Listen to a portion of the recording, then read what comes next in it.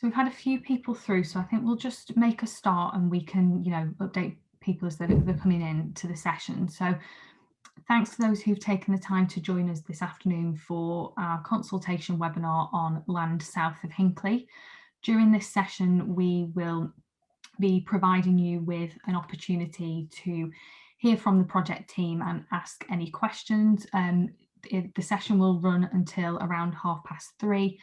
Lauren, if you could just click through to the next slide, please. So in terms of structure, we'll run you through a very short presentation and then provide you with an opportunity to ask some questions. We have received questions in advance, which we will do our best to address today, and any more detailed questions we will come back to in writing. In terms of submitting your questions, you'll all be able to see that there is a bar along the bottom of your screen which has a Q&A. If you click that and type in your questions, then we'll be able to respond to those. And just as a reminder, the consultation runs until the 21st of July, so next Wednesday. So any other questions that you have outside of this session, please feel free to get in touch with the team. So without further ado, I'll hand over to my colleague Steve Harley from Oxalis just to take you through the first section of the presentation. Thanks, Lauren. Good afternoon, everybody. So just to give a bit of context, really, I'm sure many of you will be familiar with all of this, but just for context to make sure we're all understanding what we're talking about and where the site is. This is a proposed development on a site located on land to the south of the A5. And it's adjacent to the urban areas of both Hinckley and Nuneaton, and we'll perhaps talk a bit more about the way the application will be made. But it involves land in Hinckley and Bosworth, Nuneaton and Bedworth, and Rugby boroughs. So we will be making an application to all three local authorities. We're proposing a employment scheme because there is a significant shortage of large-scale employment sites available, particularly for the logistics and distribution sector. And there's very strong demand for logistics space, not only here, but across the East Midlands, and in fact, the Midlands in general.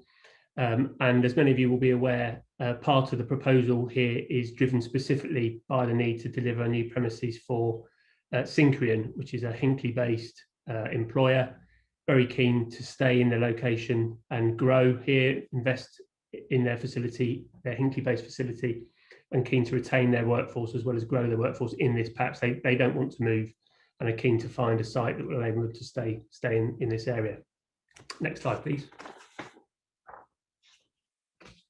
Thanks. So the proposal's in a bit more detail then, and here's a site plan which just gives you the red line there, shows the site location in the context of the local area, and many of you will be more familiar with the area than we are, clearly.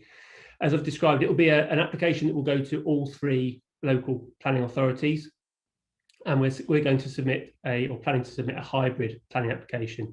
What that means is that there'll be a detailed component to the proposals, and that includes a building for Syncrian, which I've got a plan of that coming up shortly. So there's a specific building for Syncrian, and then in outline, we're making an application for the remainder of the site to deliver further buildings for B8 storage and distribution logistics uses, as well as some space that could be suitable for B2 manufacturing uses. But those other buildings beyond the building for Syncrian are not proposed in detail at the moment. They are in outline, and we're fixing a maximum floor space for the site as a whole. So I'll show you a bit more about the plans in a moment. But the proposals include significant landscaping and earthworks to help screen the site from outside view, particularly along the long shoot and the rear of properties there. We know we've got some residents from the long shoot with us today. The plans, as you'll see in a moment when I show the illustrative layout plan and the master plan for the site, include approximately 48% of the red line area shown there. It is retained in green uses, so that's landscaping, woodland, quite extensive green spaces, including spaces with public access and new links, which we'll come on to as well.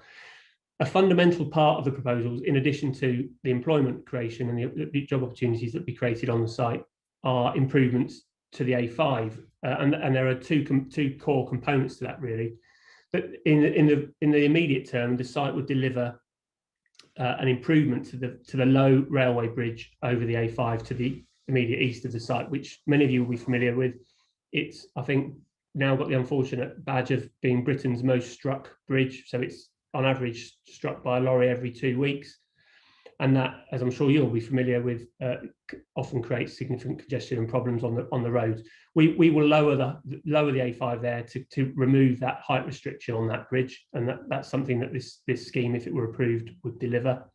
And in addition, as I'll show you in a moment, we're making future provision for a potential future A5 dualling scheme, which we know has been an aspiration locally for some time. Next slide, please. So this just gives you a bit more detail, really, around what I've just said, and there are a few key things that I wanted to flag up there. The site, as you'll see, that the red line extends from the A5 and then down to the railway, and the Harrow Brook is close to the far western edge of our site. The green buffer between the start of where the buildings are shown there and the A5, thanks Lauren, that area there is approximately 200 metres deep between where the A5 is and the start of where our spine road and buildings would be. So it's a significant green strip there, which we will use for not only drainage features to help drain the site, and I know drainage has been an area where we've had a few questions, which we'll talk about later, but also landscaping and habitat creation. But one of the things we can do here as well, given the amount of room we've got on that frontage area, is protect an area, essentially what we're calling a no-build zone. We won't put anything of value into that zone adjacent to the A5, is approximately 40 to 50 metres deep. And it means that if there are future proposals or a commitment made by Highways England to dual this part of the A5, there's physical space to do that. I mean, we don't know where, if at all, that scheme might go. There isn't a scheme at the moment, but we know there's a strong desire and lots of energy being thrown into it by local politicians and others to try and raise the profile of a potential scheme here. Our proposals would not in any way prejudice the ability to come along and dual the A5 later. So that's an important component that is shown on some of our plans, but is easy to miss at this scale. And then the only other thing I wanted to point out was that the only development or part of our red line that extends south of the railway is drainage related works. So those are existing or new drainage ditches that would help drain the lowered carriageway of the A5. That south of the railway is greenbelt, north of the railway, so most of the site here is not greenbelt, but the south of the railway is. But those sorts of works, drainage works like that to better drain the A5, are not incompatible with National Greenbelt policy. So I just wanted to point out where the Greenbelt boundary is, and that we are not proposing any built development in the Greenbelt, but we would do some, if approved, we would do some drainage works in the Greenbelt. The largest building there, which is the one adjacent to the railway, just above where the cursor is at the moment, or was that my cursor? No, that one, sorry, Lauren, thank you. That building there is the unit for Syncrian. And if we skip on to the next plan, you've got a more detailed layout of that plot. So this is the proposed building for Syncrian. Like all of the buildings proposed on here, albeit this is the only one in detail at the moment, all of the buildings would have a maximum height of 18 metres, and this building is no exception to that. We've included a CGI image at the corner there, just to give a sense of the approach that would be taken to the colour scheme. So it would, as you'll see, commonly used now on large-scale logistics buildings, it would use grey graduated panels to help limit the visual effect and provide a more sympathetic visual appearance.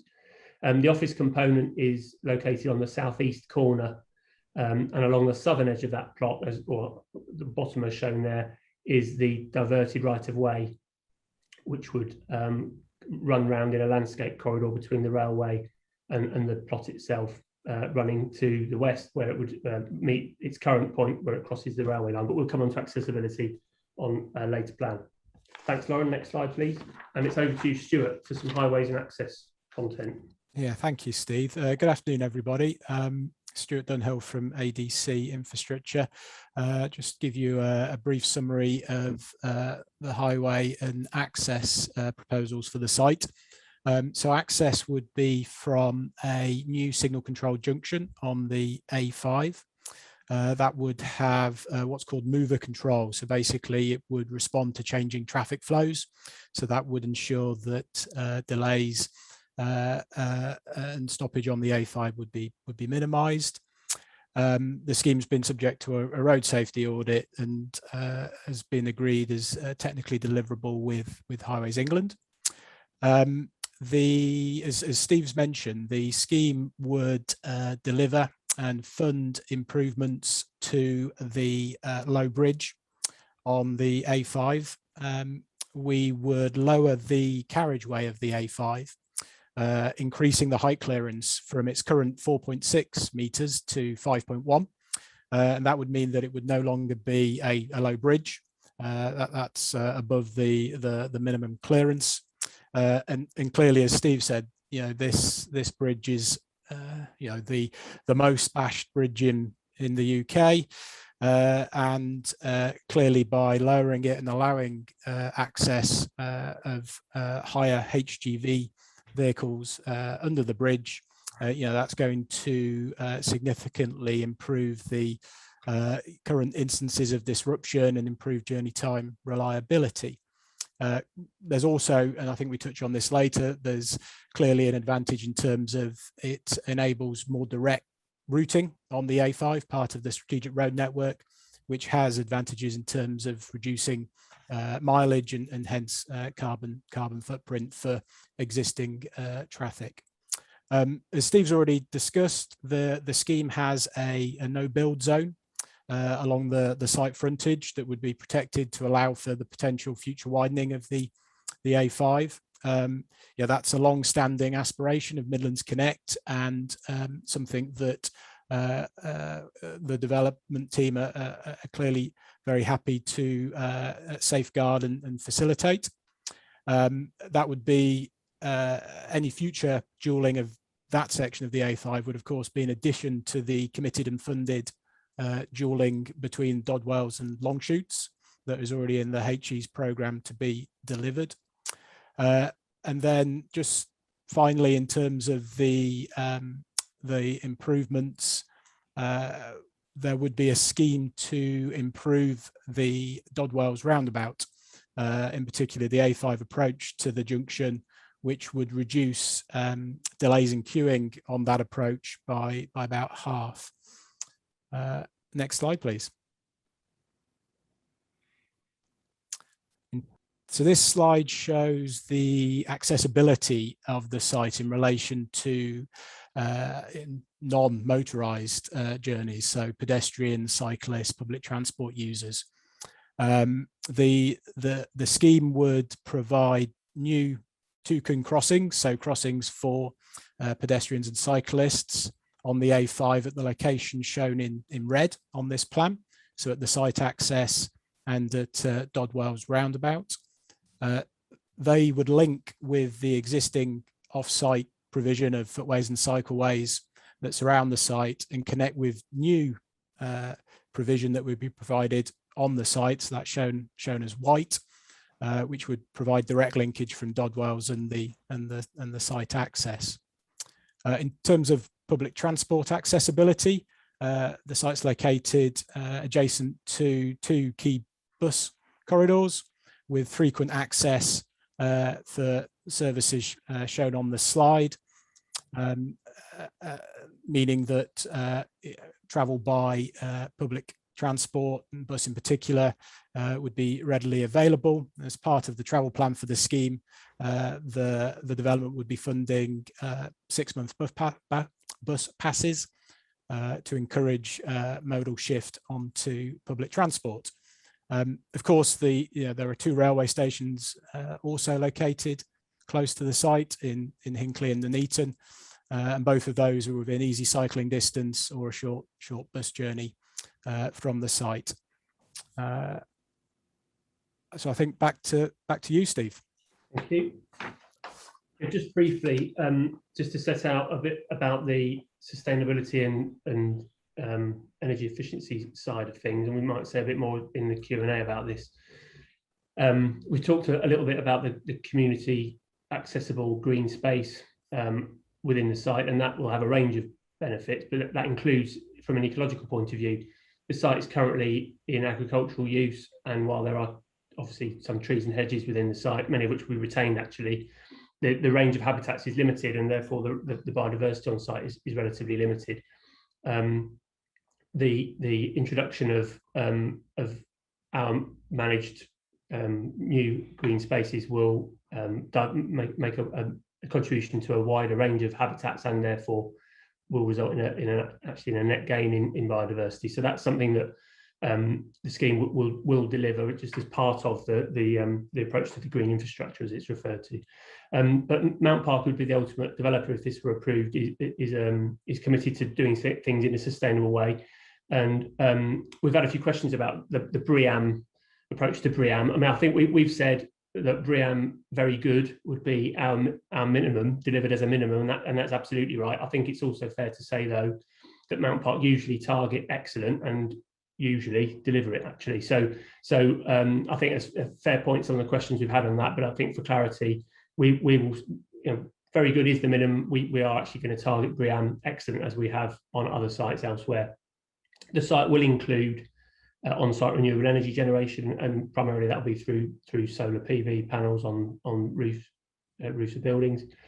And just as a general point, the application will be supported by a full environmental impact assessment. So an environmental statement is being prepared that will sit as part of the planning application, and that has assessed any likely potential adverse environmental effects from the scheme, and then explained what design and/or mitigation measures will be introduced to either eliminate those potential impacts or to mitigate and reduce them.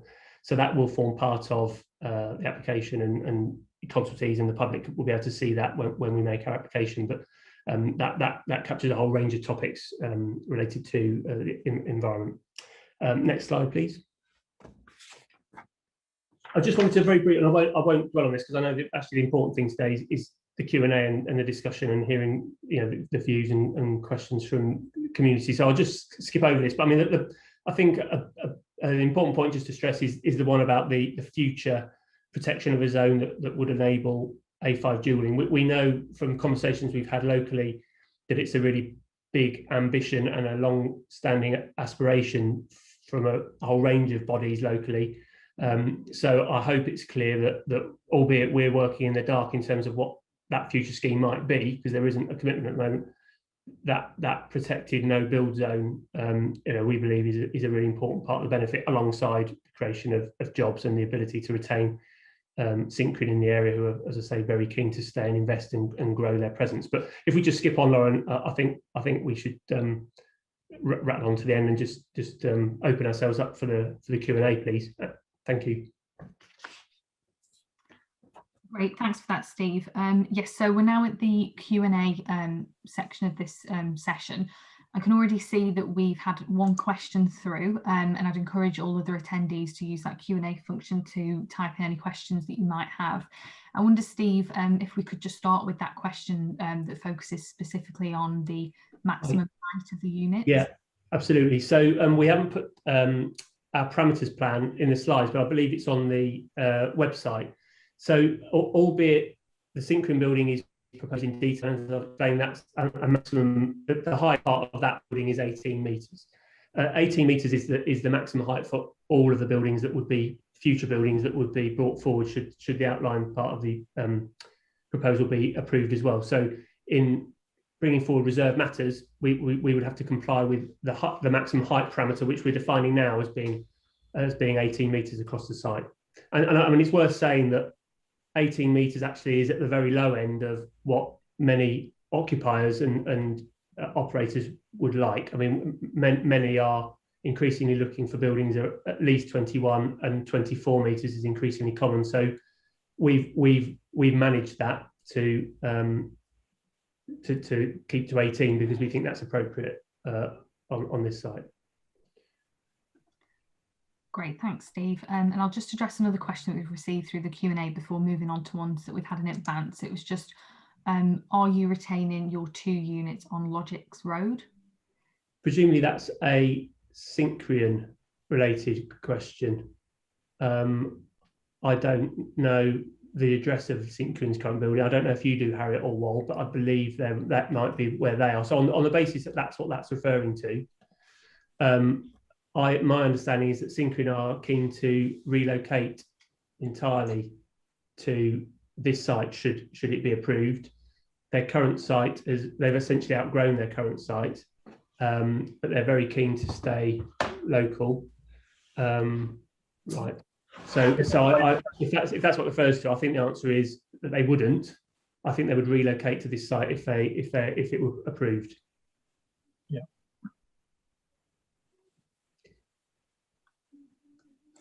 Great, thanks, Steve. If nobody else has got anything to add on that point, we've just had another one through. How is the development expected to be screened from the housing on Longshoot? Thank you for the question. Is it possible to go back to the master plan, please, Lauren? Thank you. Thanks for the question, and apologies. I meant to mention the landscaping fund and other measures when I was on this site, and I ignored my own notes. So apologies. It's a perfectly reasonable, very sensible question. As you know, as I've described, it's a hybrid application. So some of it's in detail and some of it's in outline. But through the parameters plan that will form part of the application, we are seeking to fix now certain things. Those things include, as I've described, the maximum height of the buildings to 18 metres from the ground level. But they also include other things, including the location and heights of a landscaped bund. Lauren, are you able to just run your cursor along? Thank you. So that dark green feature that runs all the way around down to almost to the railway is a landscape bund. It's around 6 to 7 metres high, and will be planted in trees. So, albeit on day one, clearly, although we would usually put in a mix of planting, we wouldn't just put in whips. There'd be a mix of planting probably used right from day one. Obviously, the planting would take a while to mature, but the planting would grow up as well as adding further height to the earthworks bund. So, and the result of that is that from the rear of properties on Longshoot, you absolutely won't see any of the operational activity on site. So you wouldn't see lorries moving around, you wouldn't see people and cars moving around, you wouldn't see the lights that might be or would be used in the yards or whatever. But you will certainly on day one be able to see the top parts of any buildings that are located along that edge of the site. Clearly, as time goes by, you'd see less and less of them, and particularly in the summer when the trees are in full leaf, the views will be very filtered. The other important thing to say about visual effects and the relationship with the dog wells is just the distance, and it's very easy to lose the scale of things on a map like this. So the closest part of the built development to the rear of the closest properties on Dodwells is well over 250 metres. I mean, I haven't measured it precisely, but the closest part is at least 250 metres. And then because of the angle of the site in relation to Dodwells, actually it's at the far sort of northern end of Dodwells, it's considerably longer than that, further away. So the distance coupled with the landscaping are the main reasons that the landscape and visual effects that we've assessed are once the mitigation is in, modern, not made, but you would see the tops of buildings, but not much of the tops of the buildings, certainly as the trees have matured.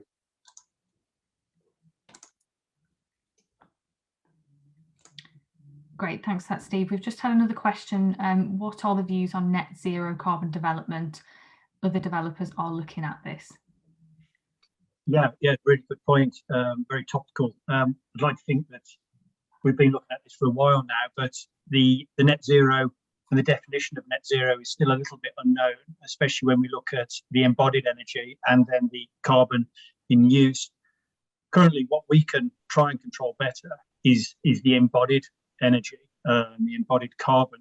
We're doing that by reviewing our specifications, by trying to avoid waste where we possibly can, but then looking at how we service the buildings. So the use of LED lighting completely throughout, the use of natural ventilation where we possibly can, the use of more glass, with the benefits of glass is more daylighting, so we can have our lights on less, looking at clerestory type windows into the warehouse spaces. A lot of these things have dual benefits in that well-being is also something is incredibly important to ourselves. So by being able to pick up the views out, we also get the natural light in. So a benefit for those people working within the space, but also a benefit for the reduction in lights being turned on during the day. Lots of other technologies that we're able to use now with daylight sensing, for example, on the lights, energy metering. We're also using water saving devices. So we're using less water, all of these using less energy, just down to silly things like monitoring leaks underground.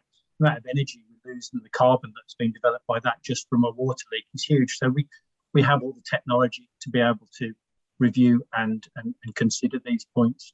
So that's the embodied energy. When we've got the energy in use, we invest hugely into PV on our buildings so that our occupiers are able to hopefully take this PV and add to it as we understand their electricity consumption. Hopefully, we've got a grid that's going to be decarbonising. We're told by 2030, we'll have to wait and see, but that's going to make life so much easier for us all, I think, with energy in use. But we are definitely putting a lot of our efforts into the PV. We also back this up with batteries, Tesla batteries, so that during the non-daylight hours of the day, that the occupier can use the batteries, which will have been trickle charging through the day, to enable them to, for example, we would size our batteries so that buildings of these size would probably get through the night time without having to use the grid. So big subject at the moment. We're also looking at offsetting. We can't get to net zero without offsetting at the moment. I know that the Paris Agreement wants us all to get there. 8% a year to try and get there is a huge task for everybody, not just developers, everybody on the planet. But offsetting is another way we're doing it, landscaping, and we're also involved with UK GBC, that's the UK Green Building Council, and working with the government initiatives on how we can get carbon credits and that we can be able to offset carbon throughout the UK as well as other opportunities on the planet through blended retirement of such credits. So I hope that helps in some way on how we're looking at it. I could go on forever, by the way, but I just get a little bit boring, I'm afraid. No, great, thanks for that. Well, that was useful. Another question we've had is, what is the total number of people likely to be employed and what categories of work are involved? Fine. So we know with some certainty what Synchrony intend to do. I mean, they currently employ around 350 people, I think, based in Hinckley, and they're saying they will more than double that once fully occupied and at peak times in their year if they were able to expand onto this site. So that we know with some certainty. For the rest, we're as always with an outline application, we rely on standard national government compiled job densities to give an estimate, and based on an assumption that the site is occupied by a mix of predominantly B8 logistics type occupiers, but some B2 as well, then the site could accommodate in the region of 2,500 jobs. If it was purely B8 logistics, it could be a bit lower than that. But the honest answer is it really will depend on the final mix and specific operations of the occupiers that come to the site. But the typical densities that we work with are based on actual schemes compiled over many years, so they are a good rule of thumb. So it's in that order of 1.5, maybe 2,500 jobs, something like that. But the honest answer is we don't have a final fixed answer to that question. And I think categories of work is also part of the question, Lauren.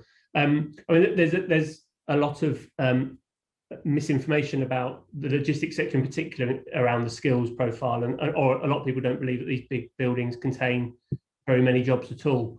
The reality is that even where there is increasing reliance on automation, and that is coming into parts of the sector, that's actually having a positive effect on the need for people as well. It's not taking jobs away, but it's changing the nature of the jobs in the buildings. So as these logistics buildings get more complicated in the way they operate, and they are increasingly becoming more and more technical and technological, they need more engineers, and they need more IT engineers, they need more mechanics. So there's the answer is it'd be a range of job types, a range of skills, from yes, warehouse operatives forklift drivers and others, but all the way up to logisticians and those who are office-based, finance, HR, and all the usual functions that you find in an HQ or a employer in any other sector, really. So it's a diverse range of employment and skills required. Great, thanks, Steve. We've had a question from Councillor David Bill referencing some questions that were very helpfully sent through to us yesterday from the Clarendon ward members that cover a range of topics, which we'll be responding to in writing, but perhaps Steve and Stuart, if you wanted to touch on some of those very quickly. And I think a lot of those questions actually touch on some other questions that we've received through the yeah, there's definitely some overlap, Lauren, you're right. I mean, I know there's a question coming up from Mr. Walker about the bridge and the foundations, which is one of the questions included in the email.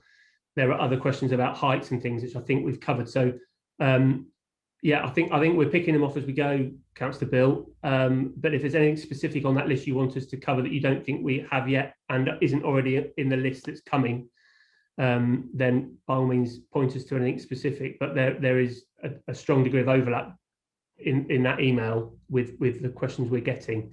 So I think if we carry on, and we could always perhaps come back to that email at the end, would that be an appropriate way to do it? Yes, I think so. I think a lot of, as you say, quite rightly, Steve, a lot of the points that are in that email are touched on other questions that we're starting to get through. So anything else we don't cover off, we can come back to at the end, or we'll certainly give a full written response. We will. Yeah, fine. Okay. So Mr. Walker's question about the foundations, Wal, are you able to just say a bit about it? Because I know you've been involved in some of that with Highways England and others. We can, yeah, and Network Rail. So we've done trial pits and exposed the existing foundations to the bridge so that we could see, one, their structural capability, but also how deep they go. Where we're lowering is at the curb line. So the impact on the foundations don't exist because it's the road that's been lowered. So no impact on the foundations. Great, thanks, Walt. Another question we've had is, what is the anticipated overall build programme for the overall site and buildings? Well, I would suggest on current form that we would be 2 to 3 years on current form. I'd like to say don't hold me to that because, of course, we're not too sure where the market's going. But yeah, 2 to 3, 2 to 4. And that's obviously post consent. Well, absolutely. Yeah. Thanks. Another question is, how long will the bridge be out of action? So in discussions with Highways England, they would want the A5 closed, and we think it's probably, and it's done over the weekend, and the view is it could be probably between 4 to 6 weekends, but all diversions will be set up in that time. Great. Another question on the sustainability point, will there be PV arrays provided for EPC A plus operational energy therefore? So all of our EPCs on our buildings will be A. So we design for A and we build to A. The PVs are there. Yes, we get EPC benefits out of it, energy performance certificates out of that. But the PVs put there are for operational use to avoid the grid and to be able to encourage our occupiers to be self-sufficient and using a renewable form of energy. Great, thank you. And then perhaps a question for Stuart, which way will the traffic be diverted, bearing in mind the low railway bridges on Rugby Road and Nuts Lane? Yeah, that's about when the bridge is being lowered, is it? I think. Yeah, it's got to be. Yeah, that's Highways England are working with us on that at the moment. It's not been actually confirmed where the diversion will be yet. It's perhaps worth adding that yeah, there are existing diversion routes for the A5 for both the northbound and the southbound direction, and they avoid both of those. They don't use those routes which have those low bridges. So that, I would imagine, would be the starting point, but as Wal says, that would be subject to agreement and approvals with Highways England. Great, thanks both. We've had lots of questions through there, so I'd encourage everyone to keep sending those questions in.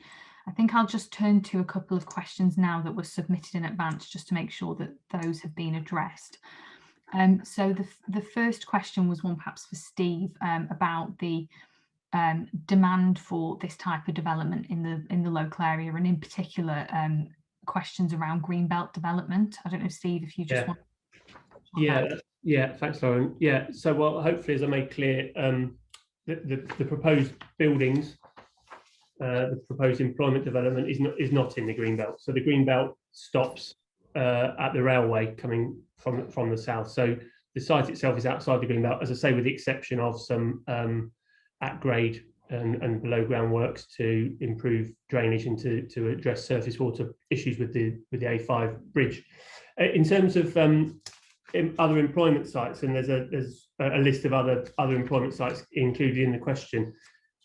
Yeah, I mean, clearly, there are two dimensions to this, really. I mean, the Syncrian specific component is that they've been looking for some time to try and identify how to best grow and expand locally. They're very keen to stay local because they've got a local workforce that they're very keen to retain, and they want to continue to invest in this area. So they've been looking for some time in and around Hinckley and been unable to find sites suitable for B8 uses. And there are other sites like Myra down the road, but Myra has a particular high-tech R&D type focus, and they explicitly don't encourage or plan for large-scale B8 distribution type uses. So there are no existing buildings or sites in the urban area of Hinckley. Indeed, there aren't anywhere near to Hinckley sites still available. Hinkley Park down at the M69 junction, Hinkley Point rather, sorry, is either occupied or under offer with occupiers secured there.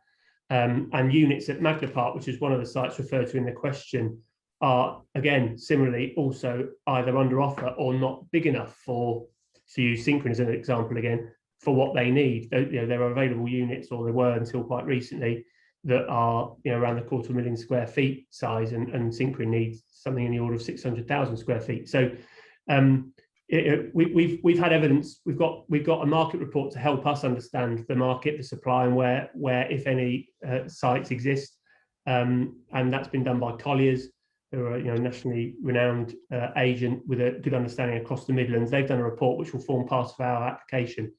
There are no available sites or buildings in Rugby Borough at all, albeit Rugby's strategy is to put such uses in Rugby, and that wouldn't help meet the need of occupiers keen to be close to either Nuneaton or Hinckley. So yeah, we've had a look. We've got evidence to show that that there are none, and the demand is so strong, and actually has got stronger through the COVID crisis, that supply is significantly weak across the Midlands as a whole. There is a real issue coming in regard to supply, and being absolutely, it has already been outstripped by demand, and that's not going away anytime soon. Great, thanks for that, Steve. Another question that we had in advance, which I think we've already touched on and does touch on some of the other questions we've received, is around what will be done to limit noise and light pollution. Yeah. Okay, so I mean, I won't go back through all the detail, but I mean, it's a similar answer to that I gave around the visual, really. So as part of our environmental statement I referred to, both noise and lighting are topics assessed in detail in there. Both show that we can deliver the site with negligible effects on any surrounding receptors, including the nearest properties on Longshoot. And that's partly for the same reasons on the visual question, really. The distance between the site and those houses is a big part of it. The landscape bunding and the planting is another important part. And the lighting detail, I mean, we won't be submitting lighting details at this stage, but we will be required to agree the lighting at some point in the future for any one of those buildings, or however many buildings there are, with the council in due course. We would expect a planning condition that requires us to agree those details. And the lighting technology now is such that it's highly directional, it minimises glare and off-site spill so that it can be targeted very much within the site. So we're confident, and our environmental impact work shows that the lighting, there will be no significant effects from lighting at all on any nearby receptors, including ecological habitats that we might want to create and or protect to stop any adverse effects on, for example, bats, if there are bats, and actually we've found very little evidence that there are, but there may be some trees where there are roosts, and certainly some hedgerows that might be used for foraging and hunting by bats. The lighting strategy can make sure it avoids effects even on those areas as well. So we work quite hard through the mitigation that proposed to make sure that certainly on noise, lighting, and on the visual, as described earlier, we're minimising any likely effects. Perfect, thanks, Steve. Another question that we've had in advance is, increased freight on a residential road which is already congested, such as Longshoot, will lead to increased traffic jams and difficulties for residents. Can you guarantee no freight vehicles will use the Longshoot for access? Shall I take that, Lauren? Well, I think the first point to recognise is that nearly all of the HGV freight traffic associated with the site will use the A5 and the M69 to access the wider road network, and clearly the lowering of the bridge, the railway bridge, enabling existing HGVs to continue to use the A5 rather than use alternative routes that perhaps might take them through residential areas is clearly a benefit, not only for the development traffic but for existing traffic. Of course, the Longshoots, which I think was referred to in the question, is it's an A road, and there isn't a restriction on HGV use. In terms of numbers, the transport assessment forecasts that there'd be 4 additional HGVs in the morning peak hour and 1 additional in the evening peak using the Longshoots. But as I've said, the majority of the HGV traffic would be travelling to and from the wider strategic road network on the A5.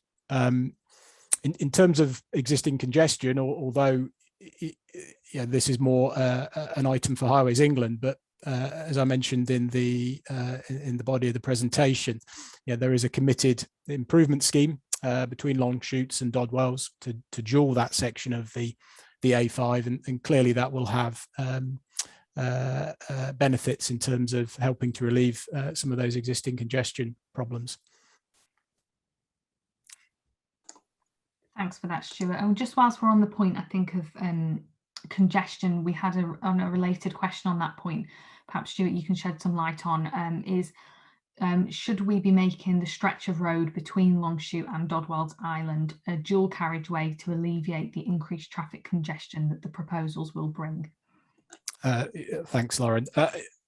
Yes, I mean, obviously, as I've just said, there is a committed Highways England scheme, committed and funded, to do exactly that, to dual that section of the A5 between Dodwells and Longshoots. That's not something that's the part of this development, but is in response to existing studies that Highways England have done and identified the need for that scheme. As we've mentioned, what this proposal will do, however, is provide that no build zone along the development frontage that would ensure that there was land available should Highways England bring forward a scheme to further extend that dualling along the A5, which, as we've discussed, is a long-term aspiration that various bodies are keen to see pursued. Thanks, Stuart. Next question we've had in advance: will the warehouses have 24/7 operating permits? If they do, how will you minimise impacts on local residents? Yeah, I think there are a couple of questions on that, actually, Lauren. Yeah, yes. The answer is yes. We're assuming as a worst case, that the whole site is operated 24 hours a day. So that means that we assess noise on that basis, as well as traffic and everything else. So that means that we're assessing it very much on the worst case. In reality, some occupiers will want to be 24 hours and some don't. So it really depends on what they're doing and who they are. But so yes, the answer is we've assumed that they all do, that the full site is 24 hours.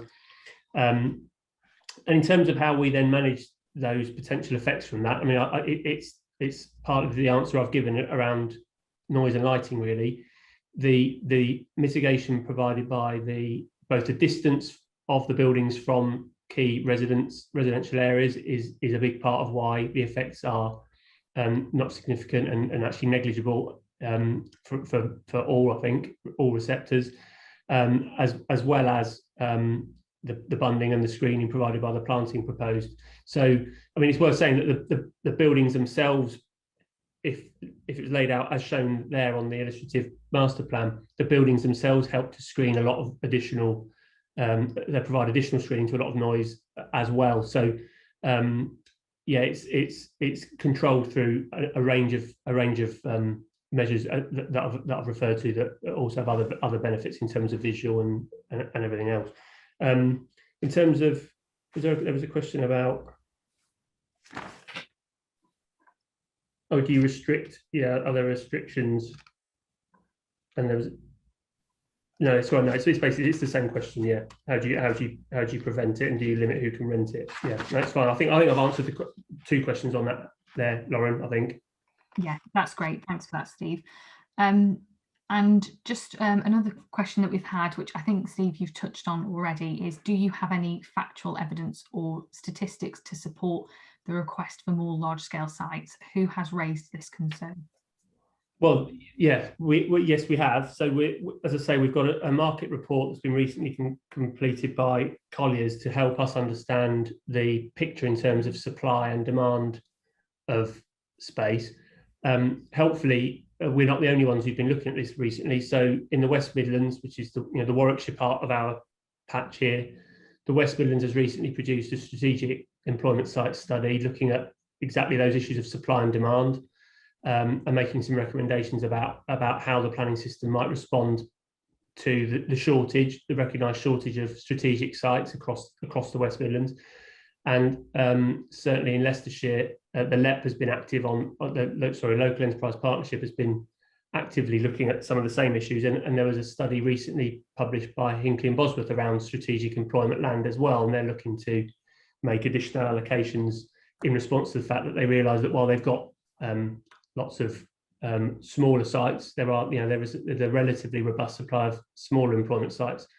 They are lacking available new larger employment sites. So although you would expect us to say it, and we have got evidence that suggests the picture of a very severe shortage of particularly large scale employment land is not something that we've made up or are promoting on our own. It's an issue that's being recognised increasingly across, as I say, the Midlands as a whole, actually, but including these parts of Warwickshire and Leicestershire as the respective parts of the West and East Midlands. Great, thanks for that, Steve. Question here on Synchrion, which we might have covered. Although Synchrion has outgrown its facility and the staff live locally, what is wrong with Elms Farm opposite a current logistics park, as this will be just as close to the current site and away from residential areas? Well, I can't specifically tell you what Synchrion think of that site, because I honestly don't know what they think of that site. All I know is that they have had a thorough look before we even, I think, were talking to them about coming here potentially. They've been trying to work out their strategy for local growth and expansion for some time.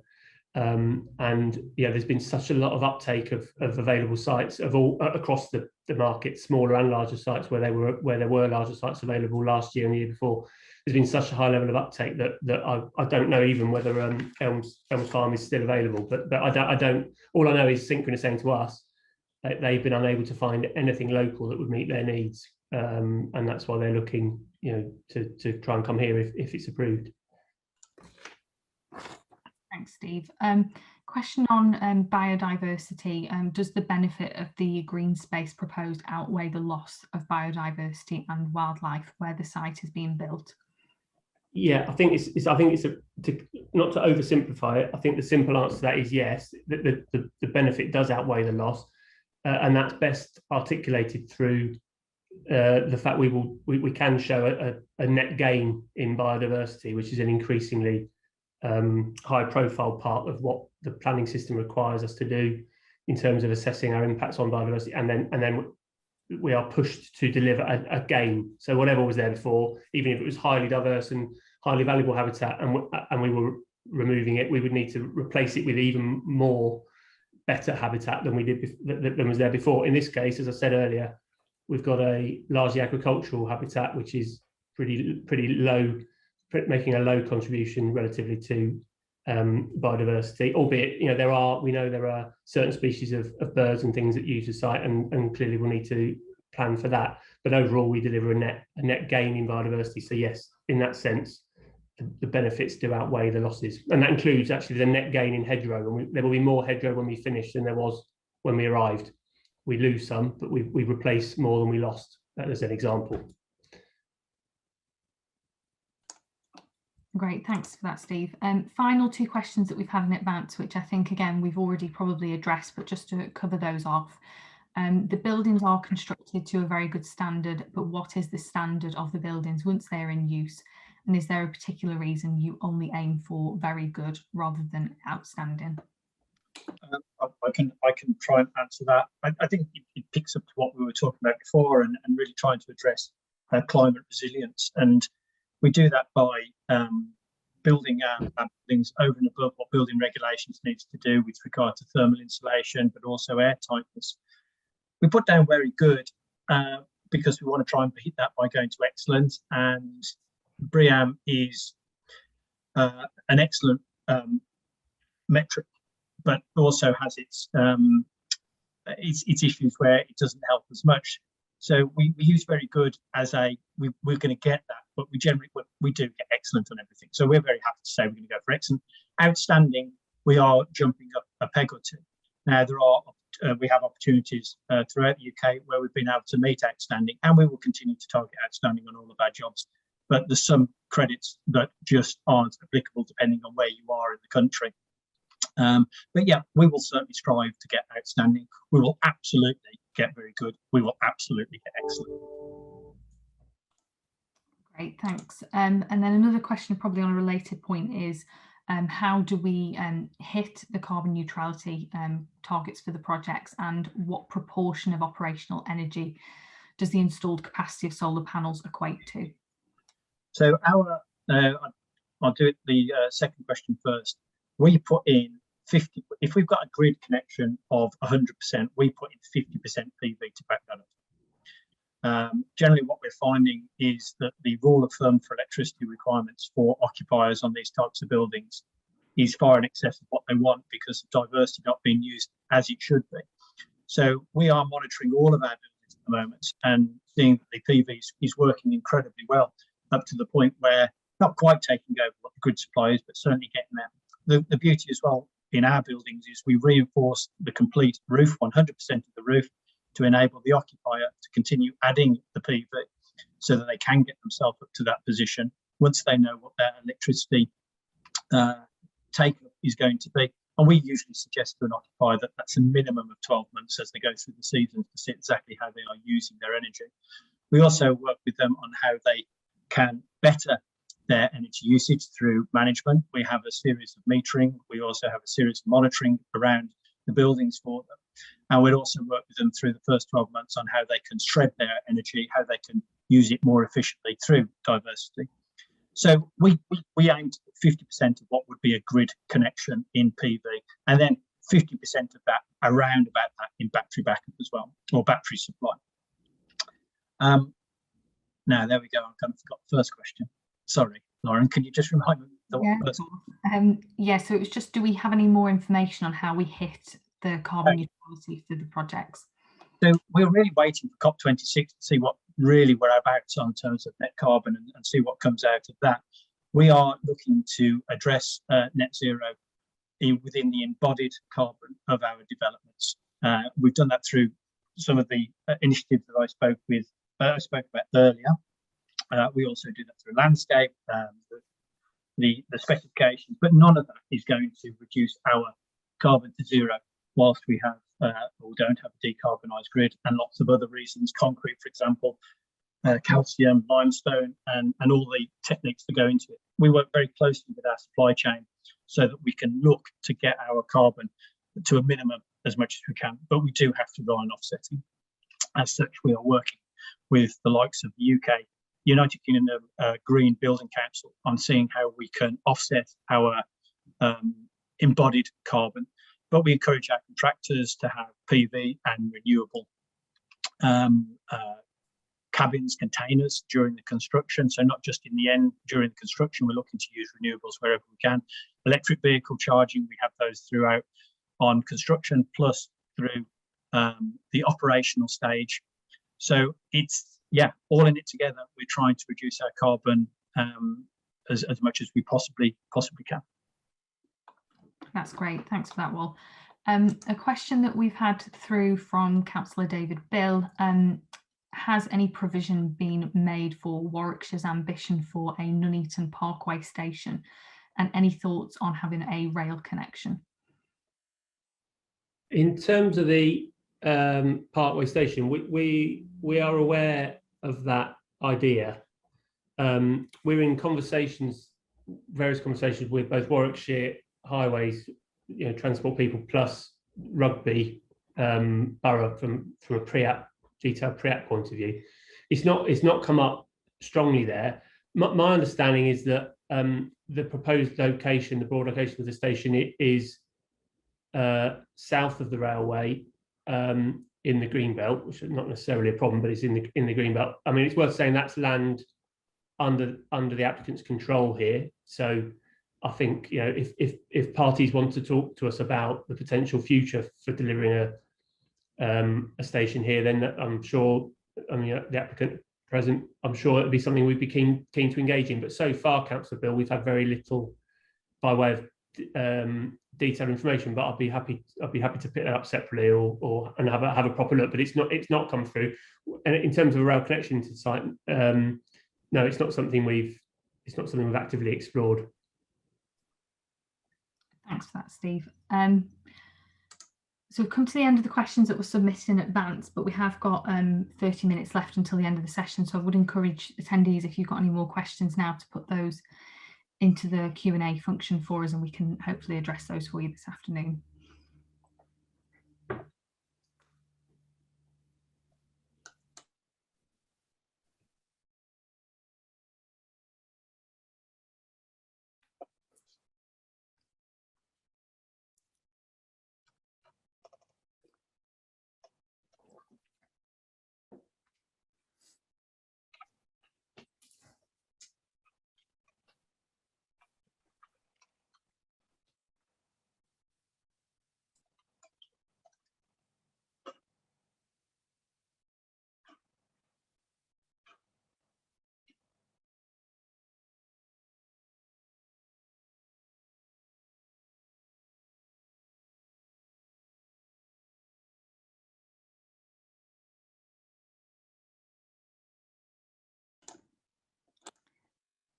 Another question there. Are you aware of the proposed 30-mile-an-hour speed limit reduction on Longshoot plus cycle routes, etc., as this will affect vehicle movements? Shall I take that one, Lauren? Yes, is the answer. As I'm sure you're obviously aware yourselves, Warwickshire have been consulting on that earlier this year. The proposals provide a footway cycleway along the A47 Longshoots, and that includes the proposals to reduce the speed limit to 30 miles an hour, and it reduces the carriageway cross section as well. Obviously, Longshoots is a wide road, and the proposals are to reduce some of the large central hatching areas. So in terms of impacting traffic, it doesn't have a material impact. Of course, at this stage, as far as we're aware, it is a proposal, and waiting for feedback on that consultation. Thanks, Stuart. Whilst we have some time waiting on any more questions, perhaps it would be useful just to touch on the questions that were submitted in advance by the Clarendon ward members, perhaps those that we haven't had chance to touch on yet. So I think there's a few for both Steve and Stuart. Perhaps if I start with traffic dispersal, there's a question on vehicle movements, which says, looking at the current situation of rush hour traffic along the stretch of the A5 and increasing the numbers of drivers diverting through unsuitable residential roads, can you clarify how the 10% increase in traffic will be quickly dispersed without putting further pressure on this area? I don't know, Stuart, that's something you could shed a bit of light on. Yes, yeah, happy to. So I think the point to think about is in terms of, first of all, kind of what is material traffic changes, and typically, day to day, you can get a 10% variation in traffic quite easily. So, as that as context, the development in its entirety isn't generating a significant volume of traffic. That when it appears onto the A5 splits in each direction on the A5, there's slightly more going towards the west, and you get traffic obviously going down towards the east as well. But then that quickly disperses. So to the east, it reaches junction 1 of the M69, and then it disperses north and south on the M69 and on the A5. And when you break down the traffic numbers in terms of additional vehicles arriving at that junction, it's less than one vehicle every 3 minutes, on those arms on average. And similarly in the other direction, we've got obviously the traffic reaches Dodwell's Junction, where some of the traffic goes on the A47, some along Coventry Road, and similarly at Longshoots, some goes down Longshoots, some continues on the A5. And again, when you look at the numbers there, the additions are again less than one vehicle a minute arriving at those junctions. Clearly, the scheme is putting forward improvements. So there's improvements proposed at Dodwell's to help increase the capacity of that junction, and there's the works to the A5 bridge as well, which clearly holistically will help improve journey time reliability and avoid those twice weekly on average crashes into the bridge.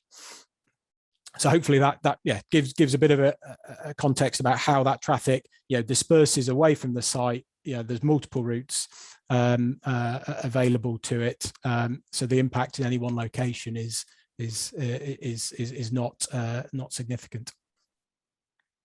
Thanks, Stuart. We've had a question from the councillors on flooding. What mitigation measures are planned to ensure that the area that flooding is not impacted by the proposed development? Steve, perhaps if you could cover that one. Sorry, on mute. Yeah, and the question refers specifically to localised issues on the A5, some of which we're aware of. So there's two components to it. In general terms, the proposed development would not have an adverse impact on any off-site areas in terms of flood risk. It won't create new risks that don't currently exist for any off-site residents or land, and it won't make any current problems worse. And we know that because we've assessed how the site currently drains, and we will ensure that by obviously removing what's currently green or open land and covering that with some buildings and parking, albeit we've got, as I say, 48% of the site would remain green. There'll be more impermeable area on there if developed than there is at the moment. We will manage the on-site water, the store and release the surface water slowly back into the Harrow Brook and the Sketchley Brook at the same rates or lower rates than it's released at the moment. So we can with some confidence be sure that through the sustainable drainage systems that would form part of the proposal, essentially storing water in ponds and then releasing it slowly, as I say, that the site won't have any adverse impacts off-site. In terms of the A5 and the localised issues that have been experienced in the past on bits of the highway, I mean, it's worth saying, I think someone did make the comment in some of the emails we've had, that it seems odd that a private developer might come along and improve the bridge in a way that they might have anticipated Highways England might do, which I think is probably not for us to comment on really, but we will, as part of the bridge improvements, address the current issues at the bridge in particular, where we know there have been some surface water flooding in the past. So as I described earlier, the reason we've got a very thin strip of red line south of the railway is to accommodate improved and enhanced drainage ditches to drain water from the lowest point where the A5 dips to get under the bridge into the existing watercourse network. And that's been assessed and designed to accommodate the water that would be needed there in a sustainable way. So we think, Lauren, not only will we not have any off-site adverse effects, we think we will deliver an improvement actually to the local drainage regime as it relates to the A5, where we know there is some, or certainly at the bridge around the A5, where we know there have been some existing problems in the past. Thanks for that, Steve. We then had a question, we have spoken about this today, but about air quality and noise. Has any modelling taken place on the potential impact of air quality with increased traffic and reduction in green space on the Hinckley area? And does this include the vehicles that have previously had to divert around the bridge due to the height restriction once the height restriction has been increased? Yeah, so I don't know, Stuart, you might want to add something to this, but I mean, I haven't really mentioned air quality actually to this, but I've mentioned noise, and actually to some extent the two are similar in that they both make direct use of data and information that comes out of the assessment of traffic and likely traffic effects from the scheme. So we've assessed any likely effects on air quality from the scheme based on what we think the traffic generation will be. Similarly, the noise assessment, which I have described already and discussed earlier, uses the same data as a core part of what we're assessing. So yes, we've assessed air quality. We're aware of where the nearest air quality management areas are. And I think, as Stuart said, with the A5 being more attractive and more usable by all traffic, that helps to keep strategic flows onto the routes where strategic traffic should be. So it would, through preventing the need for higher vehicles, for example, to divert around the bridge, it would, and any subsequent air quality effects they have, it would clearly help that because it keeps them on the A5. So yes, we've assessed air quality, and as for noise, the effects are the conclusions are there will be no significant effects on air quality, very close to the site or further afield. Thank you, Steve. Then the next question, Stuart, did you want to add anything there, or are you happy with that? No, that's fine. I mean, I guess it's perhaps helpful to say that the modelling that's been undertaken to support the scheme uses Leicestershire's transport model, strategic transport model, and the future year that we look at doesn't have the height restriction in, so the traffic on the A5 is using that, and what we've assessed is as that would be without the height restriction in place. Thanks, Stuart. We had a question from the councillors on the categories of employment. We covered that, haven't we? That's the same question as... Yeah, we've covered that. So the next question on a related point, but is around with the current issue over deficit in staff in Hinckley and surrounding areas, are you proposing to recruit locally? I mean, yes, the answer would be you'd expect, certainly in the context of Synchron, we know their focus is locally. I mean, but it's not only Hinckley, it's worth saying. I mean, it's also Nuneaton, and we know part of the reason, as I think I've mentioned, that Cincrin are so keen to try and stay in the area is, I mean, they're blind to the administrative boundaries. It's not really of particular relevance to them whether they're in Hinckley or Nuneaton Borough, Nuneaton Bedworth Borough, or Rugby Borough. They just want to stay close to their current site and their current workforce, and they draw that workforce predominantly from Hinckley and Nuneaton. So we would anticipate that occupiers coming to this site, other than Cincrin, would do something similar. But how they fill those vacancies locally is obviously is a detail matter for them. But yeah, the catchment for logistics employment generally tends to be relatively limited. Typically, the majority of employees are drawn from a 10-kilometre catchment for most logistics jobs. So that might give a sense of the likely distribution of recruitment locally based on experience elsewhere. Thanks for that, Steve. I think the next question was on the tests that have taken place to ensure that the foundation, but we've covered that. The next question is on how long will the bridge be out of action and which way will the traffic be diverted? I think, again, we might. And the final question from the councillors is, given that Cincrin will be moving, should this development go ahead, and given that Cincrin will be moving, should this development go ahead, what will happen to the vacated Cincrin building? Well, I don't know whether you know, Harry, or who owns that, but I mean that building will either be, I imagine, redeveloped, improved to be modernised for the next occupier, or someone else will come along and want to make use of it. But the demand is such for these sorts of buildings, albeit that's a relatively small building compared to what Cincrin need next. You would anticipate they'd have no problem reletting that, and that my expectation would be either in its current form or with some renovation first, it would be brought back to the market. But I don't know whether others are better placed than me to speculate on that. But clearly we don't know. But I mean that seems to me the most logical outcome. Yeah, agreed. Thanks, Steve. We've had a question through the Q&A around the community space. Are there any initial ideas on the community space identified? Is this limited to certain items, i.e. nature trails, and who will look after this space in the future?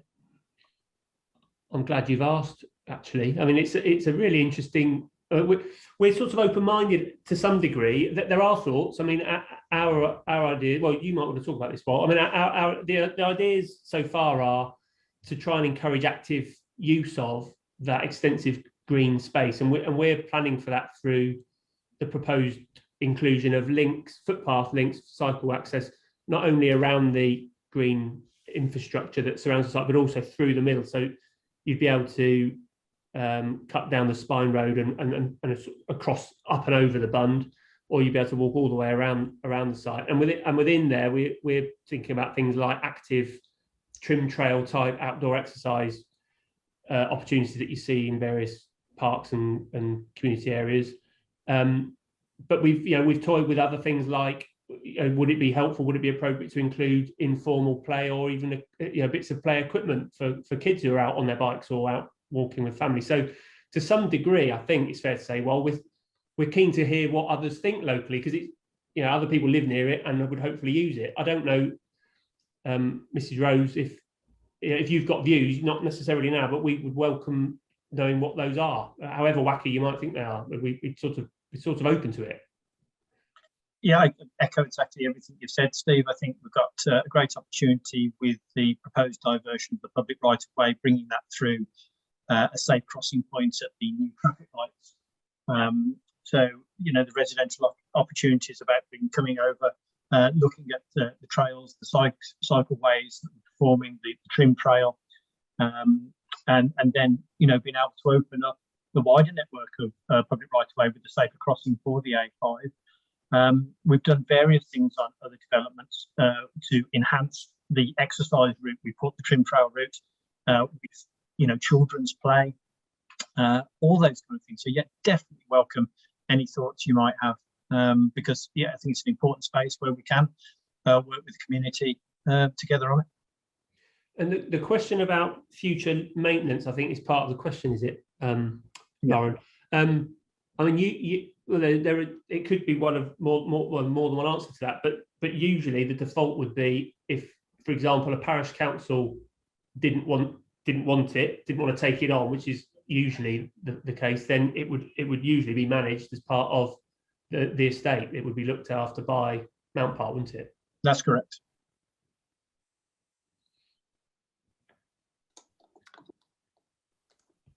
Thanks for that, both. We've got about 15 minutes left, so I'd just say if anyone has got any final questions, then please do put them in through the Q&A. We've got to the end of that, but like I say, please feel free to submit any more questions.